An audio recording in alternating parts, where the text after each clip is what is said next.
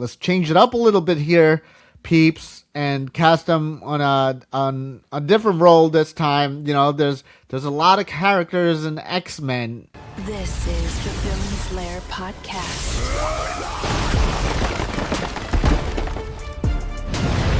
Welcome to the lair. And welcome everyone inside the Villainz Lair on a special show today because the Villainz Lair turns 50. This is our 50th episode. So thank you so much for joining us today and throughout all these shows. So your hosts with you, Ryan and Alvin. And I've got to ask, Alvin, how are you, brother? What up, G? Chilling like a villain. Happy Friday on this 50th episode. Kind of crazy. 50. Yeah. Damn. It's wild how fast that we've gone through these, but when you do a show Monday through Friday, they add up quick. All right, let me hit up some people at Netflix so we can get in their podcast department.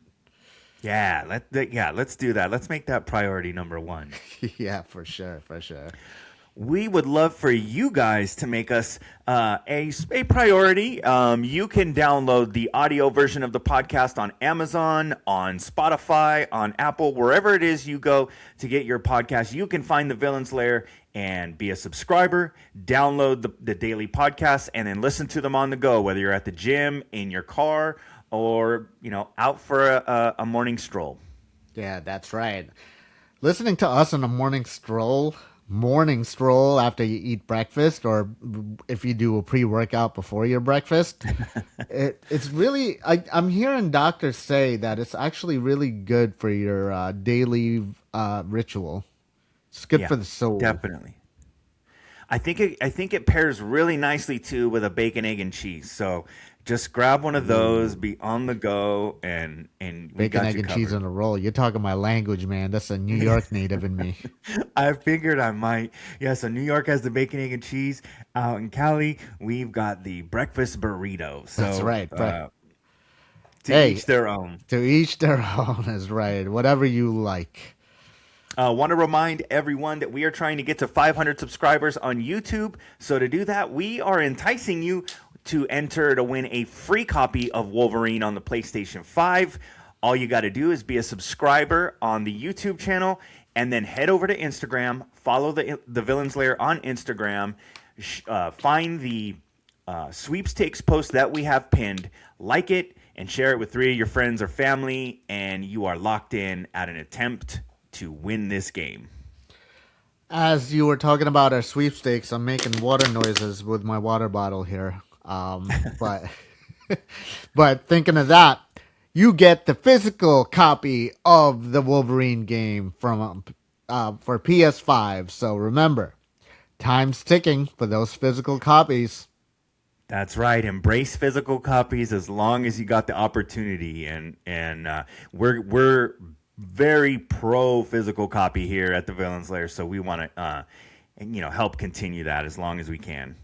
Yeah, just to give a little context, if a contract is ever something messes up with a contract between Insomniac and Marvel or something like that, and all of a sudden they're not allowed to put it out on digital anymore, you're screwed because you're not going to play it because you don't have the physical copy. That's right.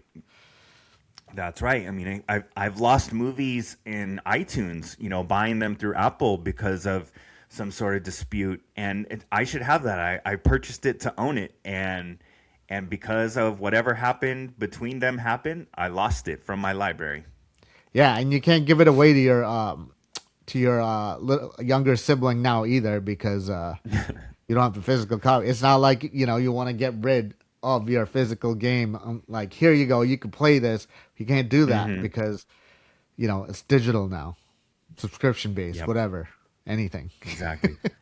Well, we've got some big news to talk about today. We want to talk about, lead things off here with some casting rumors for a couple of, one is a huge pop star, and the other is a A-list actress that gets tons of roles, and you may know her as Harley Quinn. You may know her from many different roles she was in Wuthering Heights recently. But reportedly, Marvel Studios is interested in Sabrina Carpenter and Margot Robbie bringing them into the MCU. Sabrina Carpenter, obviously, we know the singing career. That's where she's most famous from. But she has had like smaller roles on like Disney Channel type stuff, and even made an appearance in one episode of Law and Order. And then Margot Robbie is just Margot Robbie. That's A-list right there. So, what are your thoughts on bringing these two characters in? I know, two blonde actresses with the X-Men coming up. It's going to be, that's Emma Frost. That's Emma Frost. We're going to hear that ad nauseum with this. So, what do you think about that? You know what I think about it? I'm going to motion it real quick. You know what I'm grabbing? An apple. A low-hanging fruit apple from a tree, just to say, just in case Spotify listeners can't figure out what I'm doing, because I'm motioning it, is that people are it's just a low-hanging fruit that people are fan casting for because they are blonde. Let's change it up a little bit here, peeps, and cast them on a different role this time. There's a lot of characters in X-Men, in the world of X-Men, a lot of mutants, and not even just mutants. There's also humans that you can cast them in. They don't necessarily have to be here, part of the Brotherhood or part of the X-Men. They can literally be part of the government or a love interest or doctors even. They don't have to be, someone with mutant powers. Right.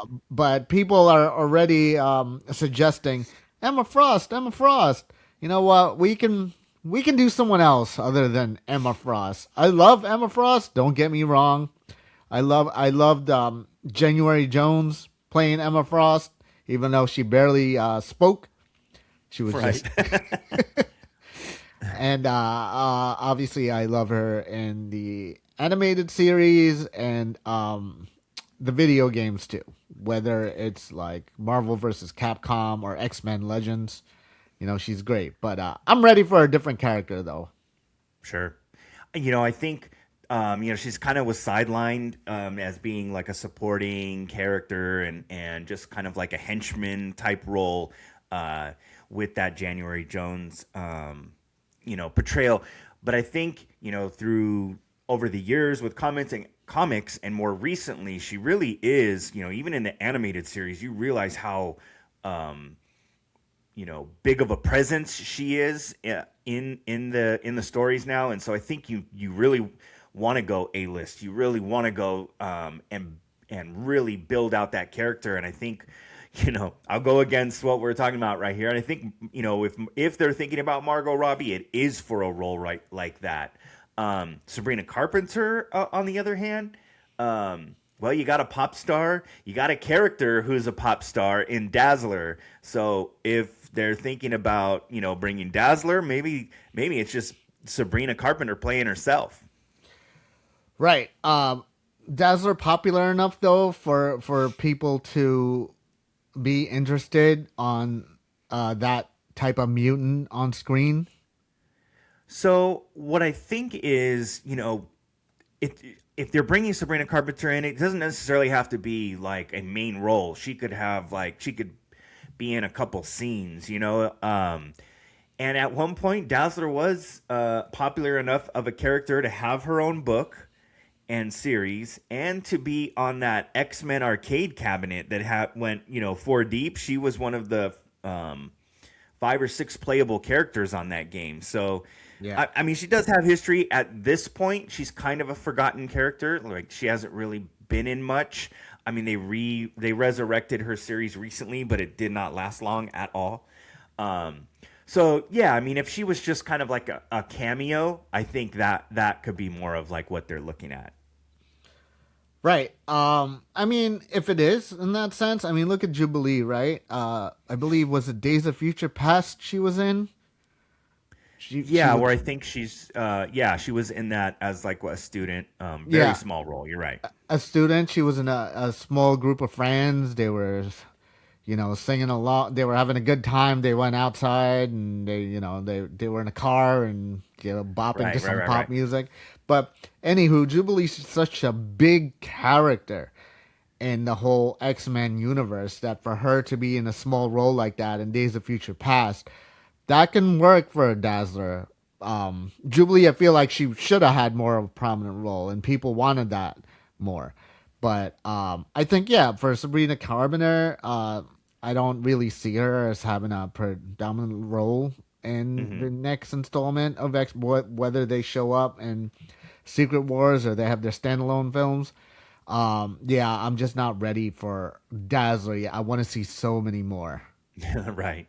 Right. No, I definitely get that. I definitely get that. And just to go back to Jubilee, I mean, we're seeing like what with X-Men 97, what you can really do when you make Jubilee prominent character, in your series or in your film. Like she is turning into a badass on X-Men 97. Oh yeah, she is. She is. When you age and you have all that experience, as an X-Men, it's just prerequisite for you to be a badass later on. A la Cable with his Right. Yep. exactly. So since we're talking about, basically doing our fan casting for who we think Sabrina Carpenter and Margot Robbie would be in this X-Men universe, let's talk about. We know that they are set to start a X-Men film soon. We probably are getting some casting announcements in a couple weeks at Comic-Con. Um, let's fan cast the X-Men roster. So that we're thinking that it's going to be the original five. So that's Jean, Cyclops, Beast, Iceman, and Angel. Let's fan cast, but let's just go with the let's call them rumors at this point, since we don't have official confirmation from the studio that Sadie Sink is already Jean Grey. And so what you're looking at is sort of a younger roster, early 20s, late teens, if you want to really fudge that. But let's fan cast the remaining members and Professor X.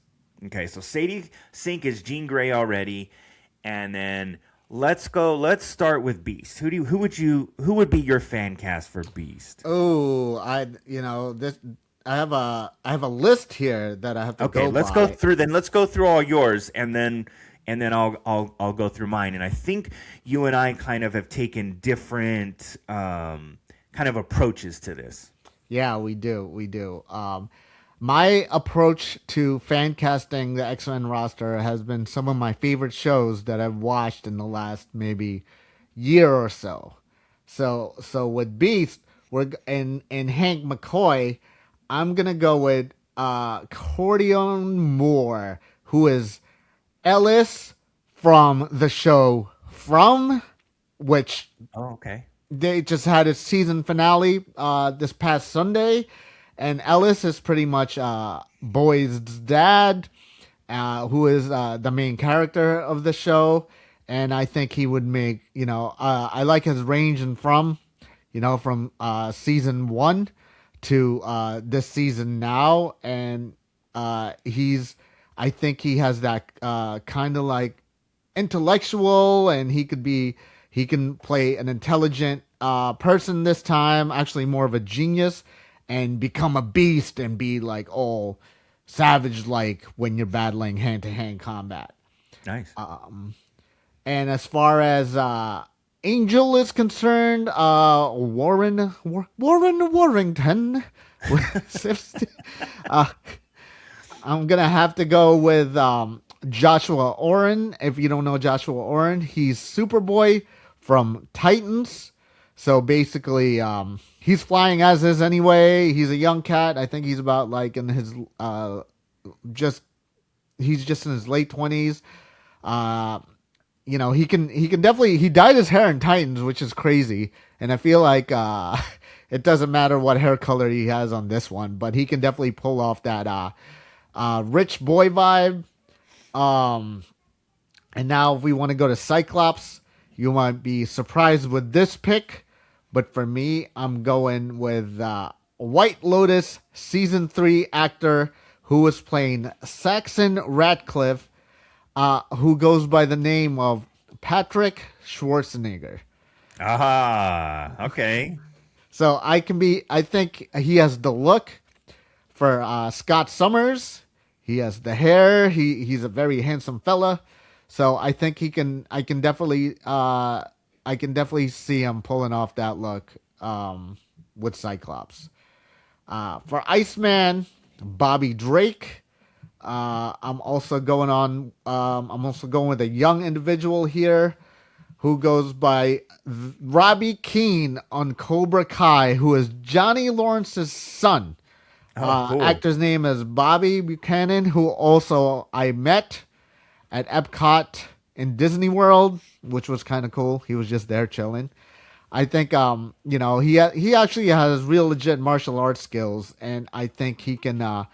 I think he can pull off Bobby Drake. I think he can ride some ice and surf it a little bit, and then slide down and have your ice powers with your hand. He can definitely pull that off. I can definitely see that. And as far as Professor X is concerned, This is a big you one. might be surprised by this one. I'm going with Dan Stevens, who you might know actually Oh, played Legion's Professor X's son, David Haller. So from playing Professor X's son to actually playing Professor X, we've seen him with a shaved head in the show Legion. Kind of alluded to him kind of getting his dad's mantle. And I think he was so good on Legion. He had so much range in him that he could just definitely pull off Professor X. that's a really good one, and he's had a pretty big, you know, I don't know if you'd call it a resurgence, but he has definitely got a ton of roles. He's in a ton of stuff, like Abigail as one of my favorite roles he was in, where he kind of played kind of a bad guy in that. But no question, like he is moving himself up the ranks as far as like acting lists. I think Dan Stevens is really cool, and then you throw in the connection to Legion and playing Yeah. Charles's son. I think that's really cool. I think fans would really love that if you actually like had someone from Legion. But some fans out there are gonna be like, "Oh, you can't do that. You can't do. He already played Professor X." You know what? You can, and I'm going to because I'm casting this. And you know what? The multiverse is done. You know. Exactly. All right, so that was a really cool list. Let's talk about my approach here. I kind of wanted to go with actors that were in a lot of these, you know, popular shows and things for a younger audience, because I feel like they may be going towards, you know, finding, you know, not necessarily A-list guys to fill these roles, but lesser known talent in smaller things, but still popular things. So you'll kind of as talk about what shows and things that these actors are on, you'll kind of get the feel for what I'm talking about here. So I'm going to start with Beast, and he's the main lead in this, Belmont Cameli in Off Campus. If you've seen that show, that's the show where he is a hockey player. It's like this, kind of, young college drama, and he's falls in love with the daughter of Brooke Shields in this, who's in that. And I just think that he could. I think with this movie, you're casting for Hank McCoy, and Beast. Any change into Beast will be something CGI related. So I really just wanted to nail Hank McCoy, and I think this actor could do a good job. He's definitely a physical presence and has kind of the look for it. Is funny at times, and I think could play. Although he kind of leans into the dumb jock at times in this show, I think he could play. The really astute. Scientist. I think he could pull that off well. I mean, they're actors, right? They have range. As far as Iceman, I went to Outer Banks, a popular show on Netflix, and the character of Rafe, who's played by Drew Starkey. You also probably may have seen Drew Starkey in the movie Love, Simon. So I think he could play Iceman. In Love, Simon, he plays an LGBTQ character. We know that Iceman is one of the most prominent LGBTQ characters in comics. So if they ever went down that road, he has some familiarity playing those roles.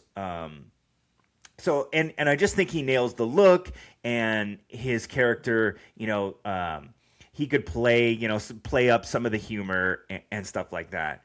For Angel, if you've seen the movie recently, Backrooms, Finn Bennett was in Backrooms. He's also on the last season of True Detective, where he was on the one of the police officers. You only get like 3 or 4 of them in that entire series that you see. He's the one who is the son of one of the officers and helps out Jodie Foster's character a lot. She really takes him under her wing. So I think Finn Bennett, I mean, I've seen photos of him with the long hair. I think he could nail Warren Worthington's look.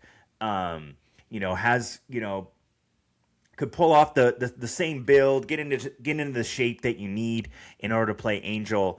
And I think that Finn Bennett would be a really good cast for this. So I kind of waited to the end to reveal Cyclops, because I think with this roster of actors who are, for the most part, unknown, Sadie Sink is obviously the biggest star at this point of any of these actors.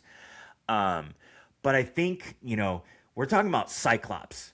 So we're talking about some serious aura. We're talking about, commanding the screen. I think you need to lean heavily into this character, and you need a leading man for this. Now, I initially thought I was going to go back to Outer Banks and go with Chase Stokes, who plays John on Outer Banks, one of the main characters on that. But I think you got to go bigger. And I think you go with a guy, because he's got to wear he's got to be comfortable covering his eyes. He's got to be comfortable wearing that shield, over his face, but still, able to command things. And I think you go to Jacob Elordi, right? Like there is no bigger rising star on the planet right now than Jacob Elordi. I mean, Euphoria, huge hit, obviously. He was able to be Frankenstein and in full makeup that entire movie. So he's a guy that is comfortable not having to show his natural looks the entire time. And I think he is the perfect guy to lead this team, to lead this franchise. And I mean, just the stature. I mean, he's like 6'5". He's just like, he is the perfect Scott Summers for me. I think he could pull off that confidence, at times that arrogance. So for me, I am building this franchise around Jacob Elordi. He is the quarterback of this team, and that's where I'm going with that. Professor X, I'm going to go to a guy that we talked about a week ago that's kind of been in the rumor mill, and I just think that's kind of a really inspired pick, and that's Patrick Wilson from The Conjuring. Name your favorite horror franchise. Patrick Wilson's involved with it, and he was also in The Watchmen. I think Patrick Wilson, give him the shaved head, throw him in the wheelchair, and I think you got a really talented actor who could, pull off being the mentor to this team. And I think Patrick Wilson, for me, I think would be a really inspired pick, and that's where I'm going here. Funny you say aura of Cyclops before, but he never really had the aura on any, on the big screen. I feel Definitely not. You're correct. No, I feel like he never did, whether he was a kid, as a teen, or he was in Bryan Singer's X-Men. They just didn't give him his proper flowers. Cyclops should always get the flowers because he's so different in the comics and the animated series, and I feel like he deserves to be really featured as the leader of the X-Men. And it's 100%. time. It's time to 100%. But hey, for the people listening, or if this goes out on social media, who would you pick? Who would you hire as the casting director out of both of us? Is it Ryan's fan cast? Or is it my fan cast? Take your pick. Yep, take your pick. And then option C, give us your own. Yeah, exactly. Or if you have a different, or you want to combine them both, that's good too. Option C, put them in the comments. Engage with us, and we'll see if we agree with you or not. Yeah, we would love to have that conversation with you. We would love to have that, talk about that. So that's our fan cast. That's our X-Men roster that we fan casted. We'll see how that turns out. I definitely think we are getting some real casting news. Production starts on this film at the end, towards the end of this year. They already have a director and a writer, a writing team. So it makes sense that that at Comic-Con this year they are gonna go out with a bang and announce this cast. Yeah, they're gonna come out as WWE wrestlers with the X-Men theme song and fireworks when they come out on stage. Yeah, it'll be like the Royal Rumble. Every 90 seconds, somebody will run out. Yeah, exactly. That'd be hilarious. They should do that. All right, I want to turn our attention. This is the Villainz Lair, and we haven't really talked about anything too deep in the horror genre yet. But the director of Nightmare on Elm Street 3, who also directed Jim Carrey in The Mask, wants Jim Carrey to play Freddy Krueger in a reboot. He had this to say recently. Jim, in my opinion, could do almost anything if he puts his heart into it. For Jim to do it, we'd have to do something that was another leap in the Elm Street series, a little bit like what Wes did with a very meta New Nightmare. I think Jim would only consider it, and I'd only consider harnessing Jim if there was a bold new direction for Elm Street. I think this is a really cool idea. What do you think about Jim Carrey playing Freddy Krueger?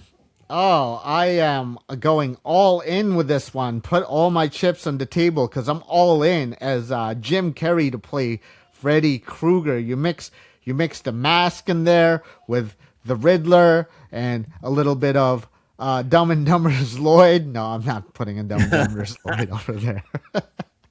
But you go in there as Grinch or whatever characters he's played in the past.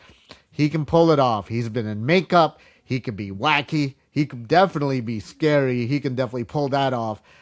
Cable Guy was the other villain thing that I was thinking about that Jim Carrey played. Oh, yeah, that's a great comparison. That's a great note. Right? With Jim Carrey as a Cable Guy, when he was a Cable Guy, he had a lot of range in that film. And you mix that in with Freddy Krueger's, with Freddy Krueger's dynamic, and I can see him totally with the claw and the Freddy Krueger hands and talking like Freddy Krueger and him being in your nightmare. Yeah, definitely he can pull that off easily. Like, obviously, I don't think he can pull off Michael Myers or Jason. They're silent. With Freddy Krueger, he can really come out to life or in your nightmares per se.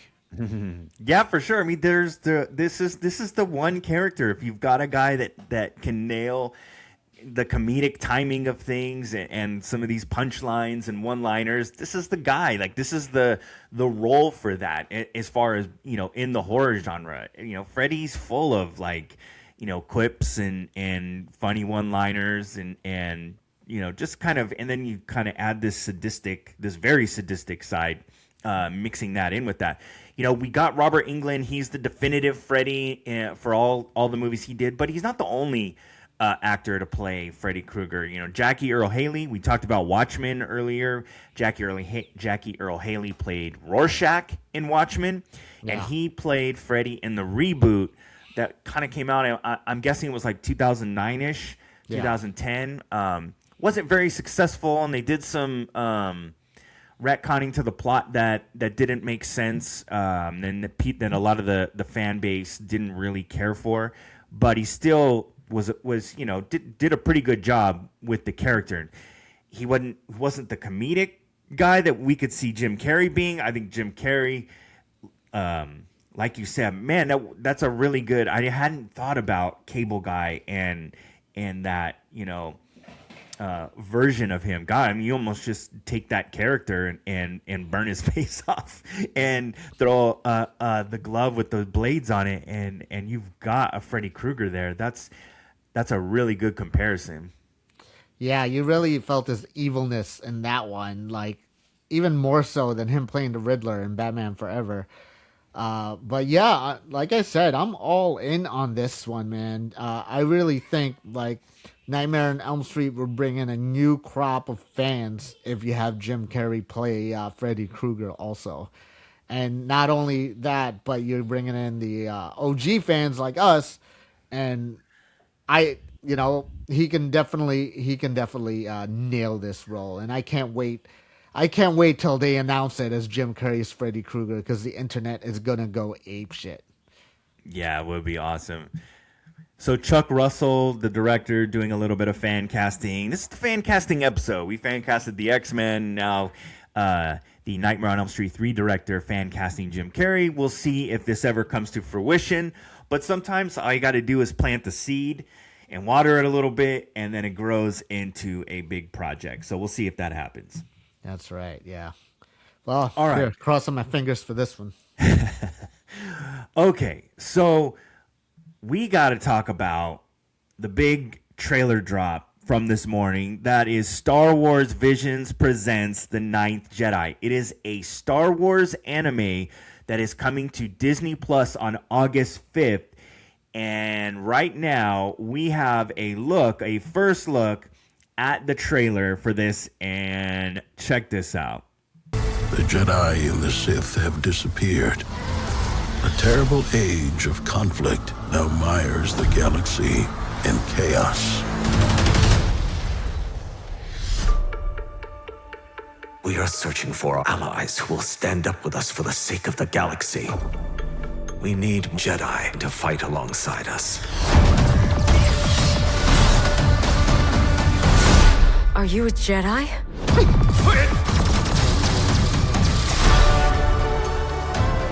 My name is Nawam. I will bring order to the chaos that surrounds us. He must be stopped. They're using the Kyber crystals to make a weapon?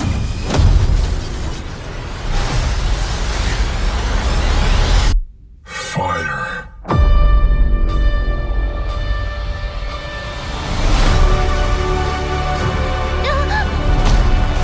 I won't allow you to conquer the galaxy.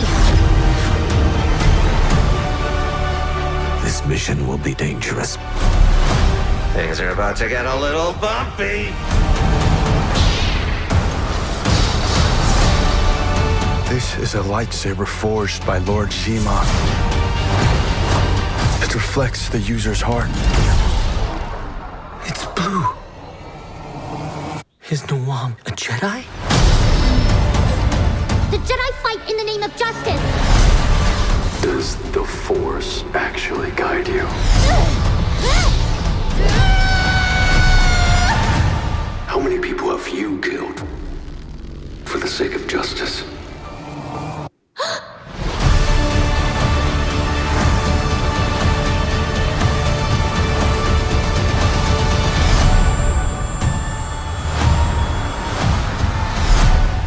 Damn, epic ass trailer. What the hell? Star Wars anime?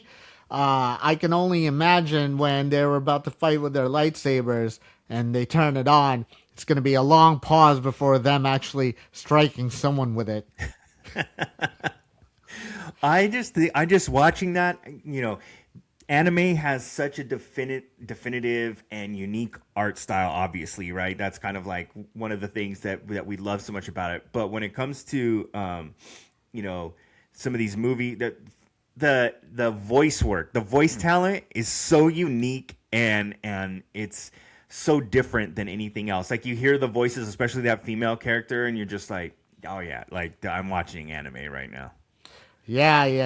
It's anime. A lot of emotions go in there, a lot of character arcs, and also a lot of grunts and a little crying too, right before an action scene. So, like I said, before they fight off with their lightsabers, I'd like to hear something like, I'm gonna strike you. Something like that when your voice gets deepened and you really get in your lungs before you strike someone. I'm ready for this version of a Jedi. Yeah, I mean, Star Wars needs a win, right? I mean, the Mandalorian Grogu kind of kind of flopped at the box office, didn't do what they wanted. Now Darth Maul on the animated front, like they're killing it right now. Darth Maul was a huge success. Darth Maul was a really great series, and we're looking forward to getting another season of that. But it's been slim pickings for Star Wars recently. A lot of lukewarm at best reactions to their series on Disney Plus, and the films, the last trilogy didn't do very well, other than the first movie. So I hope this looks awesome. This looks awesome. I'm really looking forward to this. It looks like a unique story, and I'm hoping Star Wars gets back on track. Yeah, maybe the animation should be the live action instead, vice versa. See how people feel about some of these new characters and some of these new storylines being introduced. So yeah, I'm rooting for it. It's that time. Nice. All right. Well, that's going to do it for today's show. But before we go, Alvin, any final thoughts? Yeah, I just watched season finale of From. I'm not going to spoil it from you. I know you want to watch that. You haven't watched that yet. I talked about From earlier, and it's been announced that in 2027, the questions will be answered in season 5 of From. So if you haven't watched it yet, I won't spoil it for you on what the plot is, because it's an interesting plot. Watch episode 1. As soon as you watch the first episode from season 1, guaranteed you'll be hooked. But all I have to say, the villain in season 4 is a man with a yellow suit, and dude, he is just as evil can be. So, wow, that's some high praise. Looking forward to that. I've seen the pilot episode and I loved it, so I really can't wait to dive in on this series. Oh yeah, man! You're talking about Jim Carrey's Freddy Krueger. If he's not playing Freddy Krueger, I feel like the man in the yellow suit should play Freddy Krueger if Jim Carrey doesn't say yes. Awesome. Well, a bonus final thought today, and that's that Lego has maybe not Lego. I think this is kind of a leaked image, but we have images of the Avengers Doomsday Doctor Doom Lego bus. So if you're a big fan of Lego, this is a really cool piece. It comes with the little minifig, which is a really cool looking minifig. So if you're a Lego fan, if you're an Avengers fan, if you're a Doctor Doom fan, like I am all three, and I will be at Target to buy this the day it comes out. You're excited for this new piece. Nice, man. I got to check out how many pieces are in it, because I know some Legos are a lot smaller with the bust. Like we were talking about before the show, the Venom one, but it also comes with a piece. So I've seen a couple of them. I built a couple of them, like the Spider-Man one, the Maximum Carnage one. And those busts are cool, man. They're very zen-like building those things. Well, thank you everyone we mentioned this was episode 50. Thank you everyone for rocking with us on episode 50, stepping into the Villainz Lair with us. If you've done that at any point over these 50 shows, we appreciate you so much. So for Alvin, I'm Ryan. Thank you so much for stepping inside the Villainz Lair, and we will see you on the next one.